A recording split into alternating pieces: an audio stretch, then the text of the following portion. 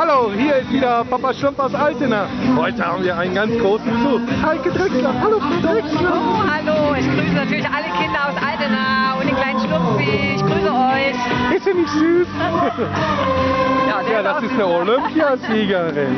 Und das Tolle ist, sie schafft alles, weil sie fleißig und trainiert. Egal, wo aus welcher Schicht sie kommt, es zählt keine Religion, Alters, Nationalität oder Geschlechtserteilung. Es ist wirklich, jeder ist ein toller Sportler und es ist die Magie des Sports, die euch zum Erfolg führt. Frau Drechsler, Dankeschön. Ja, tschüss. Ist sie nicht süß? Tschüss.